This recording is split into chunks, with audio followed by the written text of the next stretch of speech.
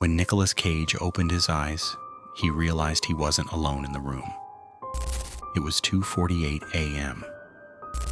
He lived alone in his old mansion in Los Angeles. Or so he thought. Nicolas Cage was going to die that night. The clock on the wall ticked. But it hadn't been working for a long time. Nicolas slowly got out of bed. The moment his feet touched the cold marble floor, he felt his heart pounding in his ears. He had been tired of having the same dream for the past few weeks. A dark corridor, endless unopened doors, and his own voice coming from behind each door. "Nick, look," that voice came again. This time it was clearer. The whisper was coming from the wall. Nicolas caught his breath. "It's just fatigue," he said to himself to calm himself. The tension of his last film had exhausted his mind. But deep down, another feeling was increasing his anxiety. It wasn't a deep feeling left over from years of terrifying images. This one seemed more real. He took a step toward the wall. "Nick, do you still think you're just playing a role?" The words crashed down on him sharply. Nicolas stepped back. The voice coming from the wall sounded like his own, but there was something unnatural, an empty void about it. He went out into the long corridor of the mansion. In the weak moonlight, the corridor seemed to be painted silver. The walls were hung with worn-out movie posters. Some of them depicted him as a young man. But there was a strange moment. The expressions on some of the posters had changed strangely. The eyes were vacant. The faces had an expression that had lost all traces of life. It was as if the Nicolas in the pictures were alive but had turned into a soulless being. At the end of the corridor was a door that he had never noticed before. The words written on the door were terrifying. "Final scene." Nicolas approached the door cautiously. His hands were shaking. He gripped the handle tightly and opened the door. It was completely dark inside, and he hesitantly took a step inside. The door closed loudly behind him. Suddenly the lights came on, and Nicolas found himself in a deserted movie pavilion. Camera rails, large projectors, microphones were scattered everywhere. But the surroundings were completely empty and silent. Suddenly, a distant applause was heard, gradually and discreetly increasing. These rumbling applause, heard from all sides of the empty hall, added a strange, disturbing heaviness to the air. Someone was sitting in a chair, his face hidden in the darkness. As Nicolas approached, the shadow parted and he saw himself. But this was someone else. His skin was pale, his eyes seemed like empty and dark fields, and there was a strange, artificial smile on his face. "Shadow," Nicolas said quietly. "You're late." A trembling whisper was heard from Nicolas's lips. "What is this?" The shadow answered.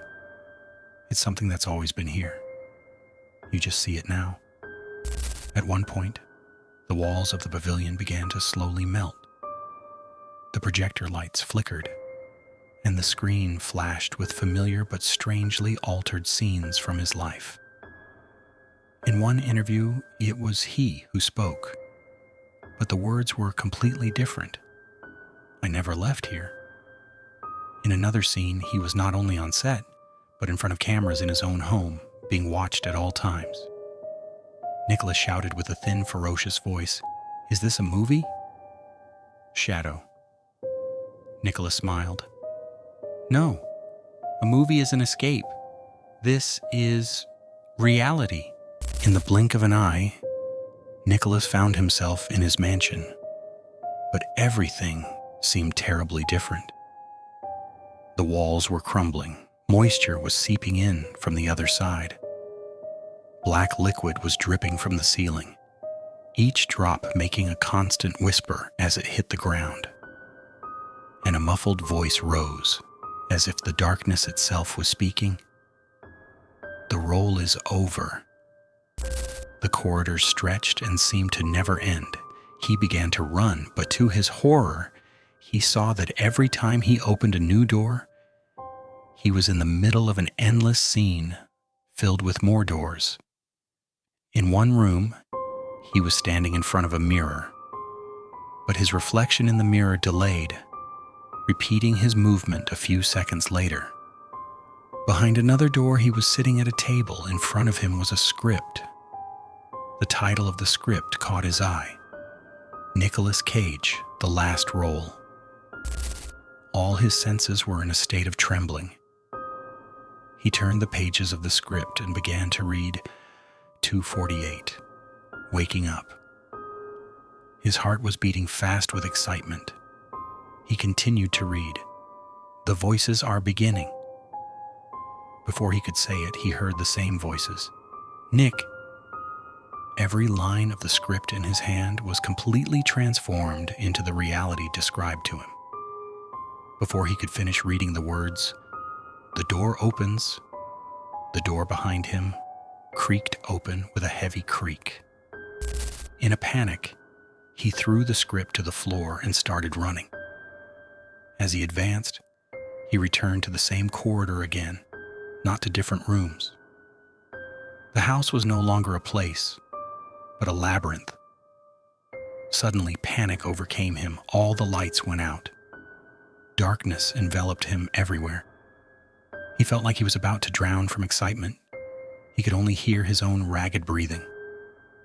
Then the sounds of approaching footsteps, slowly, came from behind him. He froze, and the footsteps stopped at that moment. He tried to run again, but the footsteps were now at the same speed as him. And suddenly, a cold hand came out of the wall and pulled him into the darkness. A deep silence fell. Then a faint light shone through the darkness. He was in the pavilion again. But this time it was different. There were spectators, thousands of shadowy figures, all silent, faceless. He stood alone on the stage, the spotlight shining directly on his face. A voice came from above. "Final scene." Shadow Nicholas appeared again. "You wrote this story," he said. Nicholas answered without haste. "I didn't write it." But the shadow continued to speak. "Behind all the roles, all the masks, there is a truth. You have played so many others that you have already lost yourself." Suddenly the shadow came closer. Its hand touched his chest with freezing cold.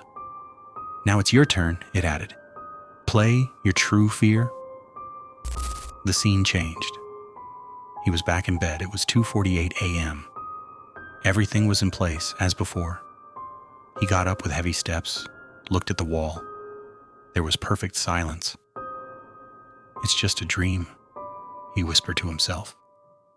Then he went to the bathroom.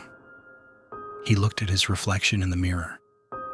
At first glance, everything seemed normal, but then he realized his reflection in the mirror was smiling with a second's delay. Nicholas froze, and the reflection moved again and whispered in a low voice, "This time you will stay." All the lights suddenly went out and darkness enveloped everything. He heard the mirror break, shards of glass scattered across the floor. Each fragment contained a different Nicola, one crying, one screaming, one laughing, and another looking at him with icy eyes. The fragment moved, rising from the ground and beginning to take shape. A human silhouette took shape and became reality. It was no longer an ordinary shadow. It was real. "The role changes," said the entity that had escaped the net. Nicholas backed away. But as he backed away, he felt that there was no wall behind him. He was facing an endless black void. The shadow pushed him, and he rolled into the void. Everything was plunged into darkness, falling rapidly. But there was no impact. The moment he opened his eyes, he realized that he was on a film set. The director's voice rose. "Cut! That was incredible, Nick." The applause filled his ears, but Nicholas was confused. He looked around and saw the usual appearance of everything. Everyone was normal, acting as before, as if nothing had happened.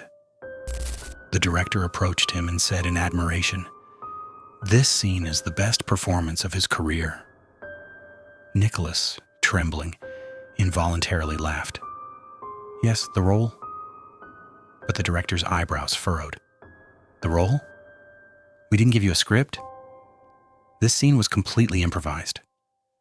We just woke you up at 2:48 and turned on the cameras." Nicholas's blood froze in his veins. His lips quivered and he whispered, "So?" The director replied quietly, "We were just looking at you." At that moment, the entire crew froze, all turning their heads towards him at the same time.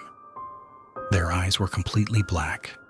They stared at him with a look that turned into a pitch-black void. All of them suddenly raised their voices and said in unison, "Final scene." The projector exploded. Darkness spread. Silence reigned. Then, slowly, applause was heard. And on the screen, a message appeared.